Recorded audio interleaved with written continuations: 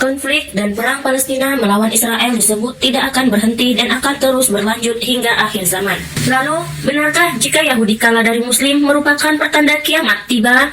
Mari kita mulai pembahasannya.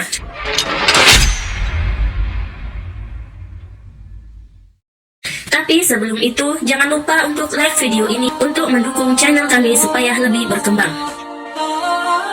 Palestina adalah sebuah wilayah yang terletak di Timur Tengah, yang memiliki sejarah panjang dan kompleks. Palestina umumnya merujuk kepada wilayah geografis yang meliputi bagian barat Sungai Yordan dan pantai Mediterania, yang mencakup wilayah yang saat ini dikenal sebagai tepi barat, jalur Gaza, dan Yerusalem Timur.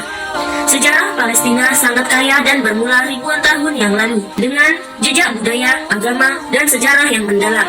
Palestina juga memiliki sejarah yang penting bagi umat Islam, Kristen, dan Yahudi karena wilayah ini termasuk situs-situs suci seperti Masjid Al-Aqsa, Gereja Makam Kudus, dan Tembok Ratapan. Selama abad ke-20, konflik antara penduduk asli Palestina dan imigran Yahudi di wilayah tersebut mengakibatkan konflik berkepanjangan. Konflik ini mencakup perang, ketegangan politik, dan perselisihan mengenai status wilayah dan hak penentuan nasib bagi rakyat Palestina. Salah satu isu sentral konflik ini adalah pendirian negara Israel pada tahun 1948. Sejarah konflik Palestina dengan Israel. Berdasarkan sejarahnya, konflik Palestina dan Israel sebenarnya sudah terjadi sejak tahun 1917 yang ditandai dengan dikeluarkannya Deklarasi Balfour. Deklarasi Balfour dikeluarkan oleh Inggris setelah berhasil merebut Palestina dari Kesultanan Utsmaniyah pada Perang Dunia I. Dalam Deklarasi Balfour pada 2 November 1917, Inggris menjanjikan tanah air untuk orang-orang Yahudi. Deklarasi Balfour ini ditunjukkan untuk tokoh Yahudi Inggris Lord Lionel Walker, pendukung kuat gerakan Zionisme, yakni sebuah cita-cita atau ideologi yang menginginkan adanya tanah air bagi orang Yahudi di Palestina. Tentu saja, deklarasi ini semakin memicu pertentangan di kalangan penduduk Palestina. Dalam Al-Quran disebutkan bahwa Allah Subhanahu wa Ta'ala sudah mengharamkan tanah Kanaan atau tanah Palestina untuk Bani Israel atau umat Yahudi.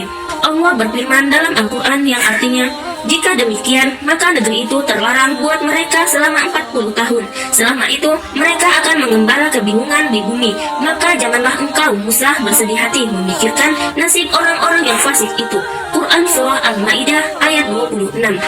Namun umat Yahudi benar-benar ngotot ingin merebut Yerusalem atau Baitul Maqdis. Bahkan tak hanya Yerusalem, wilayah lain yang telah lama diduduki warga Arab Palestina juga ingin dikuasai Zionis Israel. Mereka menganggap Palestina itu adalah tanah suci yang dijanjikan dan seharusnya dimiliki oleh kaumnya. Pada 1922, Liga Bangsa-Bangsa atau sekarang disebut dengan PBB kemudian menetapkan kewajiban mandat Inggris di Palestina, termasuk menjamin pendirian Rumah Nasional Yahudi yang artinya menjadi negara Israel. Negara-negara Arab kemudian bersatu melakukan pemberontakan untuk mempertahankan Palestina dari jarahan Israel, namun berhasil ditumpas Inggris tahun 1936 hingga 1939. Kekalahan tersebut mengharuskan Palestina dibagi menjadi dua, sebagian untuk bangsa Arab dan sebagian untuk bangsa Yahudi melalui resolusi PBB 181 yang disetujui pada November 1947. Sementara itu, Yerusalem berada di bawah kendali internasional. Akhirnya, pada 14 Mei 1948, komunitas Yahudi di Palestina mendeklarasikan berdirinya negara Israel di depan 259 tamu undangan di Museum Tel Aviv. Hal ini memicu perang selama 10 bulan dengan negara-negara Arab yang menghasilkan hampir 60% wilayah Yahudi dikuasai oleh Israel. Setelah 75 tahun negara Israel terbentuk, tercatat sudah ratusan kali perang meletus antara Palestina dan Israel sejak tahun 1948. Jika dijumlahkan hingga sekarang, sudah ratusan ribu orang tewas dari kedua belah pihak. Perang Palestina dengan Israel akan terus berlanjut hingga akhir zaman. Dalam sebuah hadis Nabi disebutkan peperangan akan terjadi antara umat muslim melawan kaum kafir di Baitul Maqdis atau Palestina. Perang itu akan berakhir hingga urusan Allah tiba, yang dalam hal ini ditafsirkan para ulama sebagai akhir zaman atau hari kiamat tiba. Dari Abu Umamah, ia berkata, Rasulullah Shallallahu Alaihi Wasallam bersabda, akan senantiasa ada sekelompok umatku yang berada di atas kebenaran, mengalahkan musuh-musuhnya, dan orang-orang yang memusuhi mereka tidak akan mampu menimpakan bahaya terhadap mereka kecuali sedikit musibah semata. Demikianlah keadaannya sampai akhirnya datang urusan Allah. Wahai Rasulullah, di manakah kelompok tersebut? Tanya para sahabat. Rasulullah Shallallahu Alaihi Wasallam menjawab, mereka berada di Baitul Maqdis dan serambi Baitul Maqdis. Dalam hadis Nabi lainnya juga menulis Rasulullah Shallallahu Alaihi Wasallam menyebutkan jika saat akhir zaman tiba, maka khalifah akan berdiri tegak di Palestina. Abdullah bin Hawala al-Asdi berkata, wahai Ibnu Hawala, jika engkau melihat kekhilafaan telah turun di bumi Al-Maqdis atau Baitul Maqdis Palestina, maka itu pertanda telah dekatnya berbagai goncangan, kegundagulanaan, dan peristiwa-peristiwa besar. Bagi umat manusia, kiamat lebih dekat kepada mereka daripada dekatnya telapak tanganku kepada kepalamu ini. Hadis riwayat Abu Dawud nomor 2535. Yahudi kala pertanda kiamat. Sementara itu, menurut hadis Nabi yang sahih riwayat Imam Muslim, disebutkan kiamat akan terjadi jika Yahudi kalah dari kaum Muslim. Abu Hurairah radhiyallahu dari Rasulullah Shallallahu Alaihi Wasallam, beliau bersabda, yang artinya tidak akan tiba hari kiamat hingga kaum muslimin memerangi orang-orang Yahudi dan membunuh mereka sehingga seorang Yahudi bersembunyi di balik batu dan pohon. Kemudian batu dan pohon berkata, wahai Muslim, wahai hamba Allah, orang Yahudi ini di belakangku, kemarilah bunuhlah dia kecuali Kharqat, karena ia adalah pohon orang Yahudi. Hadis riwayat Muslim nomor 5203. Kaum Yahudi nanti akan memerangi kalian, akan tetapi kalian diberi kekuatan menguasai atau mengalahkan mereka. Kemudian sampai batu pun berkata, wahai Muslim, ada orang Yahudi di belakangku, bunuhlah dia. Hadis riwayat Muslim nomor 5200. Hadis selanjutnya dijelaskan mengenai peperangan umat Muslim melawan Yahudi jelang kiamat. Penyebutan 70.000 keturunan Nabi Ishak dalam hadis Nabi ini adalah umat Yahudi.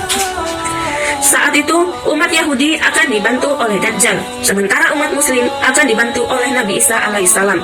Dalam hadis Abu Umamah radhiyallahu anhu, Rasulullah Shallallahu Alaihi Wasallam bersabda, yang artinya, dan bersama Dajjal saat itu ada 70.000 orang Yahudi, masing-masing membawa pedang yang dihiasi permata dan memakai jubah selempang berwarna hitam atau hijau. Hadis ini menunjukkan kalau peperangan yang akan terjadi jelang kiamat itu merupakan perang kubroh atau perang besar. Nabi Isa alaihissalam akan membunuh Dajjal dengan senjata berwujud tombak. Namun, masih misteri kapan waktunya Yahudi akan benar-benar kalah dari kaum muslimin.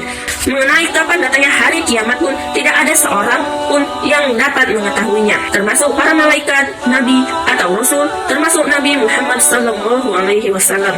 Masalah ini bersifat gaib dan hanya Allah Subhanahu Wa Taala yang maha mengetahui. Meski begitu, Rasulullah Sallallahu Alaihi Wasallam bersabda dalam hadis Nabi mengenai tanda-tanda kiamat. Salah satunya adalah penaklukan Baitul Maqdis di Palestina. Perhatikanlah 6 tanda-tanda hari kiamat. 1. Wafatku. 2. Penaklukan Baitul Maqdis. 3. Wabah kematian penyakit yang menyerang hewan sehingga mati mendadak, yang menyerang kalian bagaikan wabah penyakit kuas yang menyerang kambing. 4. Melimpahnya harta hingga seseorang yang diberikan kepadanya 100 dinar, ia tidak rela menerimanya. 5. Timbulnya fitnah yang tidak meninggalkan satu rumah orang Arab pun, melainkan pasti memasukinya. Dan 6. Terjadinya perdamaian antara kalian dengan Bani Asfar atau bangsa Romawi, namun mereka melanggarnya dan mendatangi kalian dengan 80 kelompok besar pasukan. Setiap kelompok itu terdiri dari 12.000 orang. Demikian pembahasan kami. Terima kasih sudah menonton sampai dengan selesai. Jangan lupa untuk like, share, dan subscribe. Assalamualaikum warahmatullahi wabarakatuh.